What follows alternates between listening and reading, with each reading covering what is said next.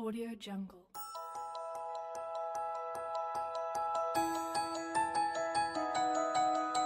I went to this fancy movie theater with a date. Now this movie theater is like really fancy. They've got like wine, and I asked for 2 glasses. Now the bartender says he needs 2 IDs because I guess I looked young or I looked like I was getting it for a minor or something. But I'm too lazy to go back to the seats to grab the date's ID. So I just tell him that I was just embarrassed to ask for 1 glass and I'm actually alone. Now this guy's clearly sympathetic. An idiot me tries to sell the whole story and continue on about how lonely I've been recently. So he tells me he's off in a few minutes and insists on watching the movie with me. Now I try to fight it, but I could only argue to a certain extent without giving away the truth. So this bartender guy is really insistent, and I end up texting my date what's happening. I'll go back to the theater with my new date. So I sit a few rows in front of her with my new date, and she has the stupidest grin on her face as she watches me just having our date with another person.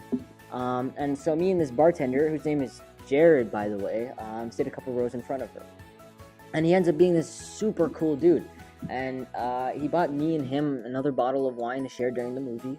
So the movie ends, and I thank him for his gesture, and he doesn't even ask for my number or anything. He was just genuinely nice guy who was just trying to comfort someone who he thought was lonely.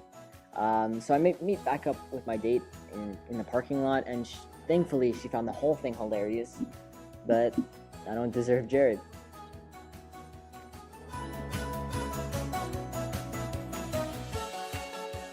What's my greatest fuck? Well, there was this one time where my girlfriend's mom invited us over for dinner. And my girlfriend told me how important it was to make a good impression. And I arrogantly told her, I always make a good impression. So my girlfriend's mom was a single lady in her 50s, so it was just the 3 of us.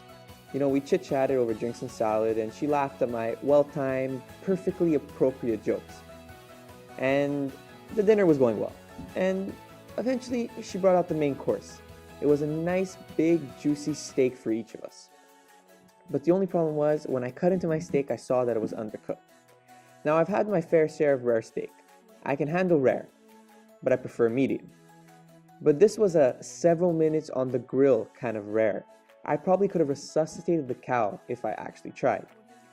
Instead, I sat there fidgeting with my fork and my knife, looking at the steak and was wondering how I was going to get it done. Was I going to claim vegetarianism? No, that wouldn't work. I already showed her how enthusiastic I was about the steak. So I just looked over as she left the room to go prepare desserts, and I saw the open window of this 3rd-story apartment. And a cartoon light popped over my head. And I knew that I had to do something at this moment, and she's in the room at any second, so I really had to commit. So I executed a perfect throw right through the middle of the window. But here's where the fuck up comes. The window wasn't open. It was the cleanest frickin' window I've ever seen in my life. That was until my raw steak had its bloody trail right in the middle of it and slowly slid down, sat on the windowsill. So my girlfriend turned jaw-dropped and stared at me like I was from another planet.